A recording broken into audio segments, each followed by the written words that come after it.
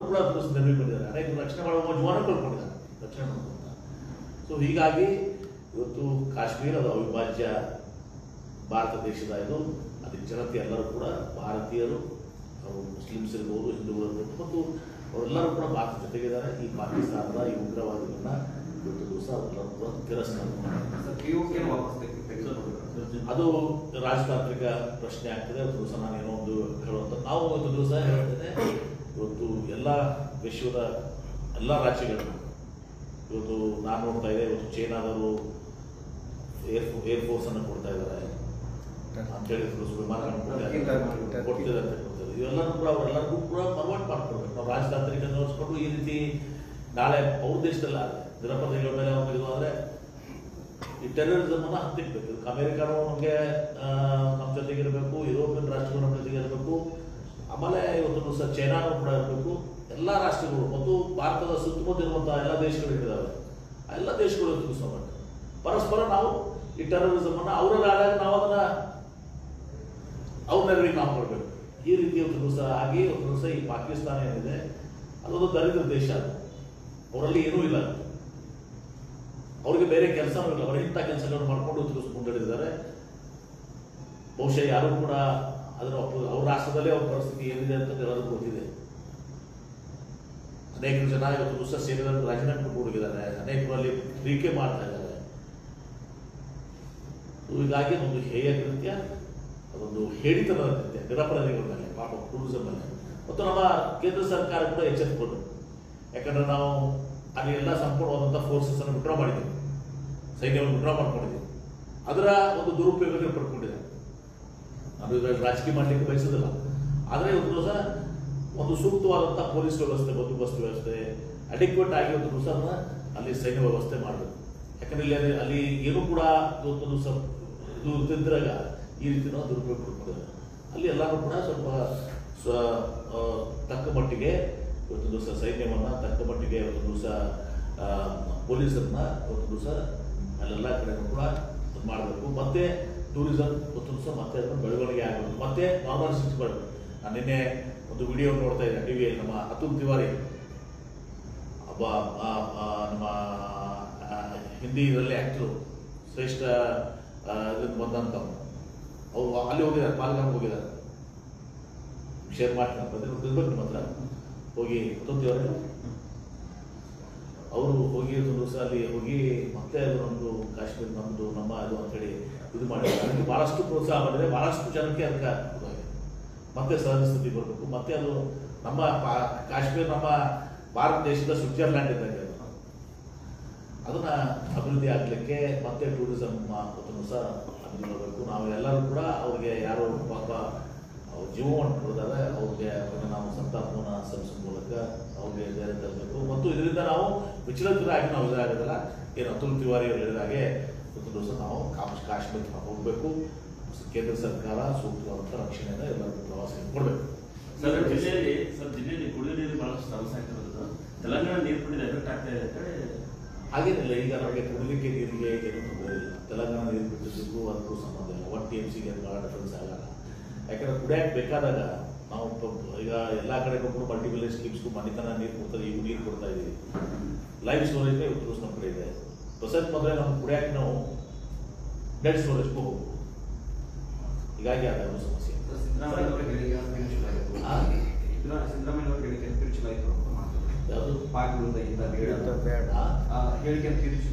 ಅವರು ನೋಡಿ ಯಾವ ಅರ್ಥದಲ್ಲಿ ಅವ್ರು ಹೇಳಿದ್ದಾರೆ. ಇವತ್ತು ಯುದ್ಧ ಆದ್ಮೇಲೆ ಒಂದು ದಿವಸ ಎರಡೂ ಕಡೆ ಒಂದು ದಿವಸ ಹಾನಿ ಆಗ್ತದೆ. ಇದರ್ಥ ಯುದ್ಧ ಮಾಡೋದು ಬೇಡ, ಯುದ್ಧ ಮಾಡಲೇಬೇಕು. ಇವ್ರು ಪಾಕಿಸ್ತಾನವ್ರನ್ನ ನಾವು ಇವ್ರು ಹತ್ತಿಕ್ಕಲೇಬೇಕು, ಇವ್ರು ವೈಕೌಟೇ ಮಾಡಬೇಕು ಇವ್ರನ್ನ. ಆದರೆ ಇದು ದಿವಸ ಎರಡೂ ಕಡೆ ಹಾನಿ ಆಗ್ತದೆ, ದೇಶದ ಯುದ್ಧ ಸೊಲ್ಯೂಷನ್ ಅಲ್ಲ ಅಂತ ದೇಶದ ಅವರು ಒಂದು ರೀತಿಯಿಂದ ಹೇಳಿದ್ದಾರೆ. ಯಾಕಂದ್ರೆ ಅವರು ಒಂದು ನ್ಯೂಕ್ಲಿಯರ್ ಸ್ಟೇಟ್ ಇದ್ದಾರೆ, ಅವ್ರ ಹತ್ರ ನ್ಯೂಕ್ಲಿಯರ್ ಇದು ಇದೆ.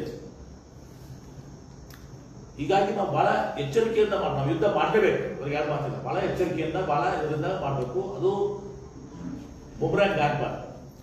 ಆದರೆ ಇದನ್ನ ಅವ್ರ ಮೇಲೆ ಇದು ಹಿಂದೆ ಇಂದಿರಾ ಗಾಂಧಿ ಅವರು ಯಾವ ರೀತಿ ಮಾಡಿದ್ರು ಆ ರೀತಿ ನರೇಂದ್ರ ಮೋದಿ ಅವರು ಕೂಡ ಎಲ್ಲ ವಿಶ್ವಾಸ ಇಟ್ಕೊಂಡು ಎಲ್ಲ ಆಯಾಮ ಇಟ್ಕೊಂಡು ನಮ್ಮ ದೇಶಕ್ಕೇನು ಹಾನಿ ಆಗಬಾರ್ದು, ನಮ್ಮ ಜನರಿಗೇನು ಹಾನಿ ಆಗಬಾರ್ದು. ಆ ರೀತಿ ಒಂದು ದಿವಸ ಅವ್ರ ಮೇಲೆ ಸ್ಟ್ರೈಕ್ ಆಗಲೇಬೇಕು. ಇದಕ್ಕೆ ಬಾಲಾಕೋಟ್ ಆಗಿದೆ, ಇದು ಆಗಿದೆ, ಅವೆಲ್ಲ ಆಗಿರೋ ಸ್ಟ್ರೈಕ್ಸ್ ಅನೇಕ ಆಗಿರೋ. ಮತ್ತು ಇದು ಮೊದಲೇ ಬಾರಿ ಅಲ್ಲ, ಇದು ಮುಂಬೈನಲ್ಲಿ ದಾಳಿ ಮಾಡಿದರು ಈ ಹೇಡಿ ಕೃತ್ಯನ, ಅಮೆರಿಕಾದಲ್ಲೂ ಕೂಡ ಮಾಡಿದರು, ಮನೆ ಪುಲ್ವಾಮಾ ಮಾಡಿದರು. ಇವ್ರಿಗೆ ಈ ಪಾಕಿಸ್ತಾನ ತಕ್ಕ ಒಂದು ಶಾಸ್ತಿಯನ್ನು ಕೊಡಬೇಕು. ಹಿಂದೆಲ್ಲೇ ನಾವು ಯುದ್ಧಕ್ಕೆ ತಯಾರಿ ಆಗಲೇಬೇಕು, ನಾವು ಯುದ್ಧ ಮಾಡಲೇಬೇಕು. ಆದರೆ ನಾವು ಬಹಳಷ್ಟು ಎಚ್ಚರಿಕೆಯಿಂದ, ಬಹಳಷ್ಟು ಶಿಸ್ತಿನಿಂದ, ಬಹಳಷ್ಟು ಪರಿಣಾಮಕಾರಿಯಾಗಿ ನಾವು ಎಲ್ಲ ಆಯಾಮಗಳನ್ನ ಇದು ಮಾಡಿಕೊಂಡು ಅವ್ರನ್ನ ಸೆಳೆಬಿಡಬೇಕು. ಅಣುಬಾಂಬ್ ವಿರುದ್ಧ ಭಾರತಕ್ಕಾಗಿ ಅಂತ ಹೇಳ್ತಾರೆ. ಅಣುಬಾಂಬ್ ವಿರುದ್ಧ ಭಾರತಕ್ಕಾಗಿ ಅದೇ ಅದನ್ನೇ ಕೇಳಿರ್ತದಲ್ಲ, ನಾನು ಅದೇ ಹೇಳ್ತೀನಿ. ಅದಕ್ಕೆ ನಾವು ಕಾಶಿಯಸ್ ಆಗಬೇಕು. ಅದನ್ನೆಲ್ಲರೂ ಕೂಡ ಪ್ರಿಕಾಷನರಿ ಏನನ್ನ ನಾವು ತೆಗೆದುಕೊಂಡು ಮಾಡಬೇಕು. ಅವ್ರು ಅದೇ ಹಂಚಿಕೆ ಆಗ್ತಾರೆ, ಅಣುಬಾಂಬ್ ಹಂಚಿಕೆ ಆಗ್ತಾರೆ ಅಂದ್ರೆ ಅದೇ ಅಣುಬಾಂಬವನ್ನು ಕೂಡ ನಾವು ರಕ್ಷಣೆ ಮಾಡ್ಕೊಳ್ಳೋಕೆ ಭಾರತಕ್ಕೆ ಶಕ್ತಿ ಇದೆ. ಇದೆಲ್ಲವನ್ನ ವಿಚಾರ ಮಾಡ್ಕೊಂಡು ಮಾಡಬೇಕು. ನಾ ಇದನ್ನ ಬಹಿರಂಗ ಮಾತಾಡುವಂಥದ್ದಲ್ಲ, ನಾವು ಮಾತಾಡುವಂಥದ್ದು, ನೀವು ಮಾತಾಡುವಂಥದ್ದು ಅಷ್ಟೇ. ಒಟ್ಟು ಪಾಕಿಸ್ತಾನನ ಸದೆಬಡಬೇಕು. ಇಂದಿರಾ ಗಾಂಧಿ ಅವರು ಹೆಂಗೆ ಕ್ರಮ ಕೈಗೊಂಡಿದ್ರು ಹಿಂದೆ, ಆ ರೀತಿ ಒಂದು ದಿಟ್ಟ ಕ್ರಮ ಮೋದಿ ಅವರಿಂದ ಆಗಬೇಕು, ಕೇಂದ್ರ ಸರ್ಕಾರದಿಂದ ಆಗಬೇಕು. ಅದಕ್ಕೆ ನಮ್ಮ ನಾವು 140 ಕೋಟಿ ಜನ ಇವತ್ತು ಪ್ರಧಾನಮಂತ್ರಿಯವ್ರ ಜೊತೆಗೆ, ಕೇಂದ್ರ ಸರ್ಕಾರ ಜೊತೆ ಇದ್ದಾರೆ, ಎಲ್ಲ ರಾಜಕೀಯ ಪಕ್ಷಗಳು ಅವ್ರ ಜೊತೆಗಿದ್ದಾರೆ. ಸಿದ್ದರಾಮಯ್ಯವರು ಹೇಳುವಂಥ ಅರ್ಥ ಬೇರೆ, ನೀವು ತಿಳ್ಕೊಂಡಂಥ ಅರ್ಥ ಬೇರೆ. ಇದು ಸಾಮಾನ್ಯ ಜನರಿಗೆ ಗೊತ್ತಿದೆ. ಬೆಳಗಾವಿ ಸ್ವಲ್ಪ ಅಲ್ಲಿ ಗಲಾಟೆ ಆಯ್ತು, ಏನು ಸುಮ್ಮನೆ ಸಣ್ಣ ಇನ್ಸಿಡೆಂಟ್ ಗಲಾಟೆ ಆಯ್ತು. ಗಲಾಟೆ ಯಾವ ಬರೀ ಮಾಡಿದ್ರೆ ಅವ್ರು ಹೆಂಗೆ ಒಳಗಡೆ ಹೆಂಗೆ ಬಂದ್ರು ಅಂದ್ರೆ ಯಾರೋ ಒಂದು ಕಾರ್ಯಕ್ರಮ ನಡೆದಾಗ ಆಯಿತು. ಇದನ್ನ ಮುಂದಿನ ವರ್ಷ, ಯಾಕಂದ್ರೆ ಈಗ ಭಾಳ ಸರ್ಕಾರದಿಂದ ಆಚರಣೆ ಮಾಡಲಿಕ್ಕೆ ಇದು ಭಾಳ ಕಡಿಮೆ ಸಮಯ ಇದೆ. ಮುಂದಿನ ಸಲ ನಾವು ಇದರಲ್ಲಿ ಆಚರಣೆಯನ್ನು ಇಲ್ಲಿ ಮಾಡಲಿ ಅಂತೇಳಿ ನಾವು ತಿಳ್ಕೋಣ. ಈ ವರ್ಷ ಕೂಡಲ ಸಂಗಮದಲ್ಲಿ ಸಾಂಸ್ಕೃತಿಕ ನಾಯಕತ್ವ ಮಾಡೋದಕ್ಕೆ ಇವತ್ತು ಹಿಂದುಳಿದ ವರ್ಗ ಇಲಾಖೆ, ಸಂಘ ಸಂಸ್ಥೆಗಳು ನಾಳೆ ನಾಡ್ದು ಕೂಡಲ ಸಂಗಮದಲ್ಲಿ ಮಾಡ್ತಾರೆ. ಅದೇ ರೀತಿ ಬಸವ ಸಮಿತಿಯವರು ಕೂಡ ರಾಜ್ಯ ಮಟ್ಟದಲ್ಲಿ ಮಾಡ್ತಾರೆ. ನಾನು ಕೂಡ ಭಾಗವಹಿಸ್ತೇನೆ. ಮುಖ್ಯಮಂತ್ರಿಗಳು ಬಸವ ಸಮಿತಿ ಇದರಲ್ಲಿ ಏನು ನಾಳೆ ಮಾಲಾರ್ಪಣೆಯನ್ನು ಮಾಡಿ ಬಸವಣ್ಣವರಿಗೆ ಗೌರವವನ್ನು ಅರ್ಪಿಸಿ ಅವರು ಮುಂದೆ ಕೂಡಲ ಸಂಗಮದ ಕಾರ್ಯಕ್ರಮದಲ್ಲಿ ಭಾಗವಹಿಸ್ತಾ ಇದ್ದಾರೆ. ಮುಂದಿನ ವರ್ಷ ನಿಶ್ಚಿತವಾಗಿಯೂ ಕೂಡ ನಾವು ಸರ್ಕಾರಕ್ಕೆ ವಿನಂತಿಯನ್ನು ಮಾಡ್ಕೊಡ್ತೇನೆ, ಇಲ್ಲಿ ಬಸವ ಜಯಂತಿಯನ್ನು ಆಚರಣೆ ಆಗಬೇಕು. ಅದೇ ರೀತಿ ಬಸವ ಕಲ್ಯಾಣದಾಗೂ ಕೂಡ ಕರ್ಮಭೂಮಿ, ಜನ್ಮಭೂಮಿ ಮತ್ತು ಕರ್ಮಭೂಮಿ ಎರಡು ಕಡೆ ಆಗಬೇಕು. ತನ್ಮೂಲಕ ಒಂದು ಅದು ಅರ್ಥಪೂರ್ಣವಾಗಿ ಆಗ್ತದೆ ಅನ್ನೋ ತಮ್ಮ ಸಲಹೆ ಇದೆ. ಅದನ್ನು ನಾನು ನಿಶ್ಚಿತವಾಗಿ ಕೂಡ ಮಾಡಲಿಕ್ಕೆ ಬಯಸ್ತೇನೆ. ಇದಲ್ಲದೆ ನಾವು ಮೊನ್ನೆ ಕ್ಯಾಬಿನೆಟ್ನಲ್ಲಿ ಏನು ಮಲೆ ಮಹದೇಶ್ವರದ ಕ್ಯಾಬಿನೆಟ್ ನಡೀತು. ಆ ಕ್ಯಾಬಿನೆಟ್ನಲ್ಲಿ ನಾನು ಮುಖ್ಯಮಂತ್ರಿಗಳಿಗೆ ವಿನಂತಿ ಮಾಡಿಕೊಂಡಿದ್ದೀನಿ, ಒಂದು ಕ್ಯಾಬಿನೆಟನ್ನು ಇವತ್ತು ವಿಜಯಪುರದಲ್ಲಿ, ಮುಂಬೈ ಕರ್ನಾಟಕದ ಏನೋ ನಮ್ಮ ಕಿತ್ತೂರು ಕರ್ನಾಟಕ ಇದೆ, ಇದನ್ನು ಇವತ್ತು ವಿಜಯಪುರದಲ್ಲೇ ಮಾಡಬೇಕು ಅಂತ ಹೇಳಿ ಕೇಳ್ಕೊಂಡಿದ್ದೀನಿ. ಮುಖ್ಯಮಂತ್ರಿಗಳು ಭಾಳ ಸಂತೋಷದಿಂದ ಒಪ್ಪಿಕೊಂಡಿದ್ದಾರೆ.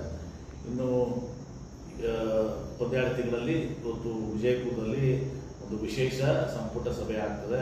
ವಿಜಯಪುರ ಜಿಲ್ಲೆ ಮತ್ತು ಬಾಗಲಕೋಟೆ ಜಿಲ್ಲೆ ಮತ್ತು ಉಳಿದೆಲ್ಲ ಜಿಲ್ಲೆಗಳ ಒಂದು ಹೆಚ್ಚಿಗೆ ಒಂದು ಪ್ರೋತ್ಸಾಹ ಸಿಗ್ತದೆ. ಇಲ್ಲಿಯ ಯೋಜನೆಗಳಿಗೆ ವೇಗ ಸಿಗುತ್ತೆ. ಹೊಸ ಯೋಜನೆಗಳನ್ನ ಕೂಡ ನಾವು ಯಾವ ರೀತಿ ಮಲೆ ಮಹದೇಶ್ವರದಲ್ಲಿ ಮತ್ತು ಗುಲ್ಬರ್ಗಾದಲ್ಲಿ ಒಂದು ಸಹ ಆಯಿತು, ಆ ರೀತಿ ಆಗಲಿಕ್ಕೆ ಉತ್ಸವ ಆಗ್ತದೆ. ನಾನು ಎಲ್ಲ ಜಿಲ್ಲಾಧಿಕಾರಿಗಳು ಸೂಚನೆ ಕೊಟ್ಟಿದ್ದೀನಿ. ಎಲ್ಲ ಶಾಸಕರಿಗೂ ಕೂಡ ಮಾತಾಡಿ ಅವರೆಲ್ಲರೂ ತಮ್ಮ ತಮ್ಮ ಪ್ರಪೋಸಲ್ಸನ್ನು ಅಲ್ಲಿ ಕೊಟ್ಟು ಸರ್ಕಾರಕ್ಕೆ ಸಲ್ಲಿಸಿ ಅದನ್ನು ಅಪ್ರೂವಲ್ ಪಡ್ಕೊಂಡು ಕ್ಯಾಬಿನೆಟ್ ಮುಂದಿಡಲಿಕ್ಕೆ ಅವರು ಕೂಡ ಎಲ್ಲ ಶಾಸಕರು ಕೂಡ 8 ಶಾಸಕರು ಮತ್ತು ಇನ್ನೊಬ್ಬರು ಸಚಿವರು ಶಿವರಾಮರು ಕೂಡ ಅವರು ಕ್ಯಾಬಿನೆಟ್ನಲ್ಲಿದ್ದರು.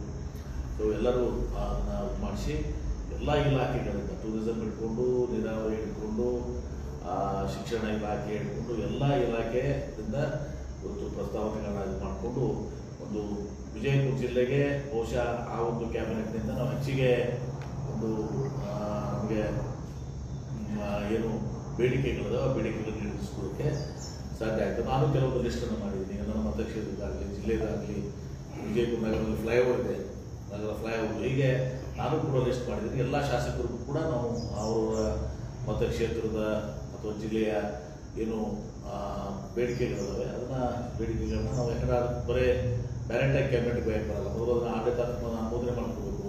ಈಗ ನೀರಾವರಿ ಇದ್ದರೆ ನಾವು ಅದನ್ನು KBGನಲ್ಲಾಗಲಿ KNNಲ್ಲಾಗಲಿ ಆ ಬೋರ್ಡ್ನಲ್ಲಿ ತೊಗೊಂಡು ಹೋಗ್ಬೇಕಾಗ್ತದೆ. ಈಗೆಲ್ಲ ನಾವು ಪ್ರೊಸೀಜರ್ಸ್ ಇದು ಮಾಡಿಕೊಂಡು ಇದು ಮಾಡಬೇಕಾಗ್ತದೆ. ಅದಕ್ಕೆ ಅದಕ್ಕೊಂದು ಪ್ರೊಫಾರ್ಮನ್ನು ಕೂಡ ಎಲ್ಲ ಶಾಸಕರ ಈಗಾಗಲೇ ಜಿಲ್ಲಾಧಿಕಾರಿಗಳು ಮಾತಾಡಿದ್ದೀನಿ, SP ಅವರು ಬಂದಿದ್ರು, ಅವರ ಟ್ರಾಫಿಕ್ ಪೊಲೀಸ್ ಸ್ಟೇಷನ್ ಇನ್ನಿತರ ಸ್ಟೇಷನ್ಸ್ ಬಗ್ಗೆ ಅವರು ಕೂಡ ಅವ್ರನ್ನೆಲ್ಲ ತೊಗೊಂಡು ಅಂತ ಹೇಳಿದ್ವಿ. ಅದೆಲ್ಲನೂ ಕೂಡ ಫೈನಾನ್ಸ್ ಕ್ಲಿಯರೆನ್ಸ್ ಆಗಬೇಕಾಗ್ತದೆ.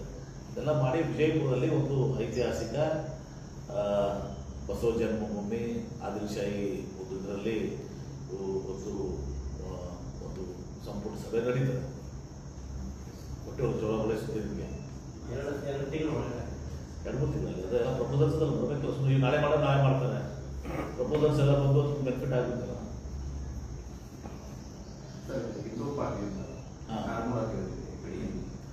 ನೋಡಿ, ಒಂದು ಹೇಳ್ತೀನಿ, ಇವತ್ತು ಎಲ್ಲರೂ ಕೂಡ ಇಡೀ ವಿಶ್ವ ಮತ್ತು ಯಾರು ಮಾನವೀಯತೆಯ ಮೇಲೆ ನಂಬಿಕೆ ಇಟ್ಕೊಂಡಂಥವ್ರು ಎಲ್ಲರೂ ಕೂಡ ಈ ಪಾಲ್ಗಾಮನಾಗಿದ್ದಂಥ ಏನು ನಿರಪರಾಧಿಗಳ ಮೇಲೆ, ಪ್ರವಾಸಿಗರ ಮೇಲೆ ಇವತ್ತು ಏನು ಉಗ್ರವಾದಿಗಳು ಟೆರರಿಸ್ಟು ಅವ್ರನ್ನ ಹತ್ತಿಕ್ಕೆ ಹೊಂದಿದ್ದಾರೆ.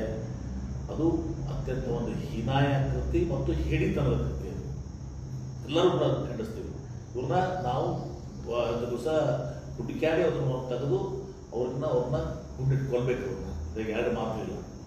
ನಾನು ಅವತ್ತು ಕೂಡ ಅದೇ ಹೇಳ್ತೀನಿ, ಹುಡುಕ್ಯಾಡಿ ಅವ್ರನ್ನ ತಂದು ಮತ್ತು ಪಾಕಿಸ್ತಾನದ ಹಿಂದೆ ಏನಿದೆ, ಪಾಕಿಸ್ತಾನದ ಅಂತಾರಾಷ್ಟ್ರೀಯ ಮಟ್ಟದಲ್ಲಿ ಮೂಲೆಗುಂಟು ಮಾಡಿ ಪಾಕಿಸ್ತಾನಕ್ಕೆ ಯಾರು ಕೂಡ ಒಂದು ಸಂಬಂಧವನ್ನು ಎಲ್ಲ ರಾಷ್ಟ್ರಗಳ ಸಂಬಂಧವನ್ನು ಕಡಿದುಕೊಳ್ಬೇಕು.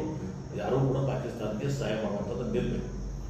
ಮತ್ತು ಇದು ಒಂದು ಭಾಗ.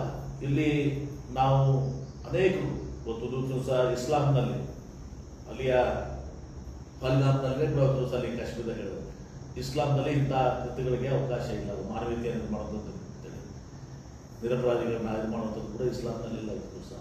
ಮತ್ತು ಅಲ್ಲಿ ಅನೇಕರು ಮುಸಲ್ಮಾನರು ಕೂಡ ಜೀವನ ಉಳಿಸಿದ್ದಾರೆ, ಸಹಾಯಕ್ಕೆ ಬಂದಿದ್ದಾರೆ. ಮತ್ತು ಅವ್ರಿಗೂ ಕೂಡ ಕಾಶ್ಮೀರದಲ್ಲಿ ಒಂದು ವಾತಾವರಣ ಏನಾಗಿತ್ತಂದ್ರೆ ಒಂದು ವ್ಯಾಪಾರ ಅಭಿವೃದ್ಧಿ ಆಗ್ತಾ ಇತ್ತು. ನಾನು ಹೇಳಿದ್ರು ಸುಮಾರು 20,000 ಜನಕ್ಕೆ ಅದು ಉದ್ಯೋಗ ಸಿಕ್ಕಿತ್ತು ಟೂರಿಸಂ ಅಂತೇಳಿ. ಇದನ್ನ ಇವರು ಬಂದು ಹಾಳು ಮಾಡಿದ್ದಾರೆ. ಇದಕ್ಕೆ ಯಾರೂ ಕಾಶ್ಮೀರದಲ್ಲಿ ಕೂಡ ಇದಕ್ಕೆ ಯಾರಿಗೂ ಬೆಂಬಲ ಇಲ್ಲ. ನಿನ್ನೆ ಪಾಪ ನಮ್ಮ CM ಅವರು ಕೂಡ ಪಾಪ ಕಣ್ಣೀರು ಹಾಕಿದ್ರು. ಯಾವ ನಾನು ಇದನ್ನು ರಕ್ಷಣೆ ಮಾಡೋಕ್ಕಾಗಿಲ್ಲಪ್ಪ ಅಂತ ಹೇಳ್ತಾ ಒಂದು ದಿವಸ ನಮ್ಮ ತಪ್ಪೊಪ್ಪಿಗೆಯನ್ನು ತೋರಿಸ್ ಮಾಡ್ಕೊಂಡಿದ್ದಾರೆ. ಭಾಳ ದೊಡ್ಡದೊಂದು ತೋರಿಸ್. ಮತ್ತು ಇದನ್ನು ನಾನು ರಾಜ್ಯ ರಚನೆಗೆ ನಾನು ಈ ಅವಕಾಶವನ್ನು ನಾನು ಬಳಸ್ಕೊಳ್ಳೋದಿಲ್ಲ ಅಂತ ಅರ್ಥ, ಹಿನ್ನಾಯ ಇದಕ್ಕೆ ನಾನು ಹೋಗೋದಿಲ್ಲ, ಕೆಳಮಟ್ಟಕ್ಕೆ ನಾನು ಹೋಗೋದಿಲ್ಲ ಅಂತ ಹೇಳಿದ್ದಾರೆ. ಸೊ ಅಲ್ಲೆಲ್ಲ ಇವತ್ತು ಕಾಶ್ಮೀರದಲ್ಲಿಯೂ ಕೂಡ ವಾತಾವರಣ, ಅಲ್ಲಿ ಸ್ಥಳೀಯರಿಗೆ ಅಲ್ಲೆಲ್ಲರೂ ಕೂಡ ಅವರೆಲ್ಲರೂ ಭಾರತದ ಜೊತೆಗಿದ್ದಾರೆ. ಮತ್ತು ಅವರೆಲ್ಲರೂ ಕೂಡ ಏನಾಗಿದೆ ಅಂದರೆ ಇವತ್ತು ಅಲ್ಲಿ ಶಾಂತಿ ನೆಲೆಸಬೇಕು, ಪ್ರವಾಸ ನೆಲೆಸಬೇಕು, ಎಲ್ಲರೂ ಒಂದು ಸಹಬಾಳ್ವೆ ಮಾಡಬೇಕು, ಅಭಿವೃದ್ಧಿ ಮಾಡಬೇಕು ಅಂತೇಳಿ ಇವತ್ತು ಕಾಶ್ಮೀರದ ಜನತೆ, ಇವತ್ತು ಹಿಂದೂಗಳು, ಮುಸಲ್ಮಾನರು, ಎಲ್ಲ ವರ್ಗದ ಜನರು ಕೂಡ ಅದು ಸಹ ಅಲ್ಲಿ ಅದನ್ನ ಆಶೆ ಪಟ್ಟಿದ್ದಾರೆ. ಅವರೆಲ್ಲವನ್ನ ಇದು ಸಹ ಇದು ಆದಮೇಲೆ ಆ ಟೂರಿಸಂ ಡೆವಲಪ್ಮೆಂಟ್ ಆಗೋದು, ಎಂಪ್ಲಾಯ್ಮೆಂಟು, ಇದು ಬಹುಶಃ ಇದು ಈ ಉಗ್ರರಿಗೆ ಇದನ್ನು ಡಿಸ್ಟರ್ಬ್ ಮಾಡಬೇಕು, ಈ ಟೂರಿಸಮನ್ನು ಡಿಸ್ಟರ್ಬ್ ಮಾಡಬೇಕು, ಎಕಾನಮಿಯನ್ನು ಡಿಸ್ಟರ್ಬ್ ಮಾಡಬೇಕು, ಮತ್ತೆ ಅವರು ಅಡ್ಡದಾರಿ ಹಿಡಿಯಬೇಕು ಜನ, ಆ ಉದ್ದೇಶವನ್ನು ಇಟ್ಕೊಂಡು ಮಾಡಿದಂಥದ್ದು. ಹೀಗಾಗಿ ಇದನ್ನು ಎಲ್ಲರೂ ತೀವ್ರತರವಾಗಿ ಎಲ್ಲ ಜಾತಿ ಧರ್ಮದವರು ಇದನ್ನು ಖಂಡನೆ ಮಾಡ್ತಿದ್ದಾರೆ. ಮತ್ತು ಅಲ್ಲಿಯ ಮುಸ್ಲಿಮ ಉಲೇಮಾ ಏನು ದೊಡ್ಡ ಸಂಸ್ಥೆ ಇದೆ ಅದನ್ನು ಕೂಡ ಖಂಡನೆ ಮಾಡಿದ್ದಾರೆ. ಎಲ್ಲ ಇದನ್ನು ಖಂಡನೆ ಮಾಡಿದ್ದಾರೆ. ಅಲ್ಲಿ ಸ್ಥಳೀಯರು ಎಲ್ಲರೂ ನೆರವಿಗೆ ಬಂದಿದ್ದಾರೆ. ಮುಸ್ಲಿಮರು ಜೊತೆಗಿದ್ದಾರೆ. ಯಾರು ಸಿದ್ದರಾಮಯ್ಯವರು ಹೇಳುವಂಥ ಅರ್ಥ ಬೇರೆ, ನೀವು ತಿಳ್ಕೊಂಡಂಥ ಅರ್ಥ ಬೇರೆ. ಇದು ಸಾಮಾನ್ಯ ಜನರಿಗೆ ಗೊತ್ತಿದೆ. ಬೆಳಗಾವಿ ಸ್ವಲ್ಪ ಅಲ್ಲಿ ಗಲಾಟೆ ಆಯ್ತು, ಏನು ಸುಮ್ಮನೆ ಸಣ್ಣ ಇನ್ಸಿಡೆಂಟ್ ಗಲಾಟೆ ಆಯಿತು. ಗಲಾಟೆ ಯಾವ ಬಾರಿ ಮಾಡಿದ್ರೆ ಅವ್ರು ಹೆಂಗೆ ಒಳಗಡೆ ಹೆಂಗೆ ಬಂದರು ಅಂದರೆ ಯಾರೋ ಒಂದು ಕಾರ್ಯಕ್ರಮ ನಡೆದಾಗ ಹಂಗೆ ಬರುತ್ತಪ್ಪ, ಹಂಗೆ ನಾವು ಡಿಸ್ಟರ್ಬ್ ಮಾಡ್ತೀವಪ್ಪ. ನಮ್ಮ BJP ಕಾರ್ಯಕ್ರಮ ಮಾಡಿ ನೋಡು, ರಾಜ್ಯ ತುಂಬ ಕಾಂಗ್ರೆಸ್ ನಾವು ಒಳಗಡೆ ಹೋಗಿ ಗಲಾಟೆ ಮಾಡ್ತೀವಿ, ಕಾರ್ಯಕ್ರಮ ಮಾಡೋಕ್ಕೆ ಬಿಡಲ್ಲ. ನಮ್ಮದು ಸರ್ಕಾರ ಇದೆ, ನಾವು ಬೇಕಾದ್ರೆ ಮಾಡ್ಬೋದು. ಹೆಣ್ಮಕ್ಳನ್ನ ಕಳಿಸಿ ಅವ್ರು ಗಲಾಟೆ ಮಾಡಿಸುವಂಥದ್ದು ಏನಿದೆ? ಅದಕ್ಕೆ ಅವರು ಯಾವ SP ಅಂತ ಹೇಳಿ ಕೇಳಿ ಇದು ಮಾಡಿದ್ರು, ಕೈ ಮಾಡಿದ್ರಿ. ನಾನೇ ಸುಜೋರ್ ನನಗೆ ಹೇಳಿದ್ರು, ಮಾತಾಡಕ್ಕೆ ಬಿಟ್ಬಿಡು ಅಂತ ಹೇಳಿ ಮಾತಾಡಕ್ಕೆ ಅದನ್ನ ಬಡ್ಯಾಕ ಹೋಗ್ಯಾರ ಅಂತ ಹೇಳಿ ಹಾಕಿದ್ರು. ಕೈ ಎತ್ತಿದ ಅದನ್ನು ಹಿಂಗೆ ಮಾಡಿ ಯಾರೋ ಅಮೌಂಟ್ ಹಿಂಗೆ ಬಿಡ್ಲಿಕ್ಕೆ ಎತ್ತಿಲ್ಲ, ಯಾರೋ ಅಮೌಂಟ್ ಕೇಳ್ತಿದ್ದಾರೆ.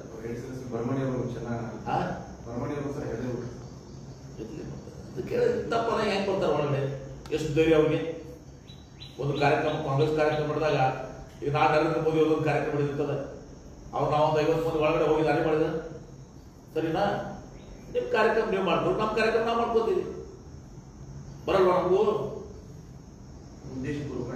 ಬಡ ಸಣ್ಣ ಕೆಲಸ, ಚಿಲ್ಲರೆ ಕೆಲಸ, ಹೆಣ್ಮಕ್ಳನ್ನ ಉಪೇಕ್ಷಿಸಿ ಮಾಡೋದು. ನರ್ಸರಿ ಇಲ್ವಾ? ಬರ್ಬೇಕಾಗಿತ್ತು. ಹೆಣ್ಮಕ್ಳನ್ನ ಯಾಕೆ ಬಸ್ಬಿಡ್ರಿ? Thank you. ಮನೆಯವರು ಈಗ ಮಮದಾಪುರ ಮಾಡ್ತಾ ಇದೀವಿ. ನೆಕ್ಸ್ಟ್ ಅದನ್ನು ತಗೋತೀವಿ. ಯಾಕಂದ್ರೆ ಅಲ್ಲಿನೂ ಕೂಡ ಭಾಳ ಒಂದು ಗರಸ್ ಭೂಮಿ ಅದ, ನೀರಿನ ಅಂಶಗಳನ್ನು ಭಾಳ ಮಾಡಬೇಕಾಗ್ತದೆ. ಹಂತವಾಗಿ 100 ಎಕರೆ 55 ಪ್ರಾಪರ್ಟಿ 2,000 ಎಕರೆ ಇದೆ. ಲ್ಯಾಂಡ್ 2,000 ಎಕರೆ ಇದೆ. ಅದು ಹಂತವಾಗಿ ನಾವು ಇದು ಮಾಡ್ತಾ ಇದೀವಿ. ಈಗ ಅದಕ್ಕಿಂತ ಮುಂಚೆ 2 ಸ್ಟೋರೇಜ್ ಮಾಡ್ತಾ ಇದೀವಿ. ಈಗ ಅದಕ್ಕೆ ಮುಂದೆ ಅರ್ಧ TMC ಕಡೆ 2 ಕಡೆ 2 ಜಾಗದಾಗ ಒಂದು ಅರ್ಧ TMC 1 TMC ಮಳೆಗಾಲದ ನಮ್ಮ ನೀರನ್ನ ಡೋಂಟ್ ಕನ್ಫ್ಯೂಸ್. ನಮಗೆ 5.3 TMC ಇದೆ. 6.3 TMC ಅಲ್ಲಿ 5.5 TMC 5 TMC ನಮಗೆ ಇರ್ತಿದೆ. ನಾವು ಹಾರ್ಡ್ಲಿ 2 TMC ಉಪಯೋಗಿಸ್ತೀವಿ ಮಳೆಗಾಲ. ಅದೇ ಟೈಮಿಗೆ 1 TMC ನಾವು ನಮ್ಮ ಸ್ಟೋರೇಜ್ ಇಟ್ಕೊಳ್ತೀವಿ. ಹೆಂಗೆ ಬ್ಯಾಲೆನ್ಸ್ ಸಿಕ್ಕಿದವರ ಇದ್ದಾರೆ ಇಲ್ಲ ಕೆಳಗಡೆ ಆಲ್ಮಟ್ಟಿ ಕೆಳಗೆ ನಮ್ಮ 5 TMC ಅಷ್ಟಾದ್ರಿಂದ 2 TMC ಉಳಿತು. ನಮ್ಮ ನೀರು, ನಮ್ಮ ಹಕ್ಕು, ನಮ್ಮ ನೀರು. ಮಳೆಗಾಲದಲ್ಲಿ 1 TMC ಹಿಡ್ಕೊಂಡು ಅದನ್ನು ಬೇಸಿಗೆಯಲ್ಲಿ ಕುಡಿಲಿಕ್ಕೆ ಬಳಸ್ತೀವಿ. 2 4 ನಡ್ರಿ.